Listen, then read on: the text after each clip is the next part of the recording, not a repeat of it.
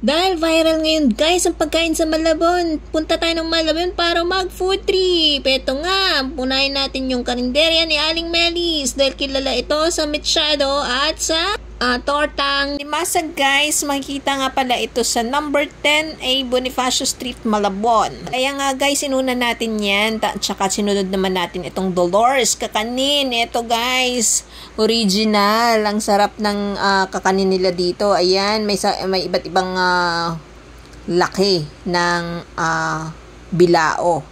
So sa isang bilao niyan guys, maraming kakanin, klase ng kakanin at masarap talaga siya guys. Original kakanin and pansit Malabon sa Dolores Kakanin. Maliban dyan guys, meron din silang puto at dumiretso nga tayo dito sa Connection Malabon. Halos magkatabi lang etong Dolores Kakanin and Connection guys, kaya pwede mo nang lakarin. So eto, nilakad ko lang to mula Dolores Kakanin papuntang Connection. So, malaki yung area ng Connection. Meron siyang mga tables sa labas na hindi aircon. And kung gusto mo naman aircon, pumasok ka lang dito sa loob na the aircon guys, na place nila. So, dahil sobrang init ngayon guys, summer, pinili natin dito sa aircon area. So, may mga sofa sila dyan na pwede kang magstay. Plus, maliban sa aircon, may extra electric fan din. So, pwede ka magkape dyan. Kasama ang pamilya at barkada. Ngayon, kung gusto mo namang natural hangin, pwede naman dito sa bandang labas at marami naman silang space dyan. So, pwede ka dyan magwalwal. At pumili ng gusto mong inumin. Pero ako guys, ang ininom ko, ang pinili ko, is yung calamansi juice with cucumber. Kasi medyo makati ang ating lalamunan.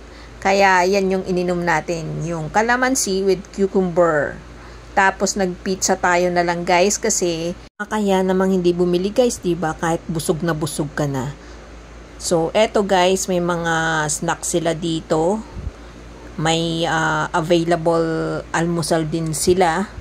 By the way guys, itong Connection is bistro cafe siya. So marami kang pagpipilian ng pagkain dito. Halos lahat yata ng pagkain na Filipino food inaandito na. So may mga wings and poppers din sila na a la carte.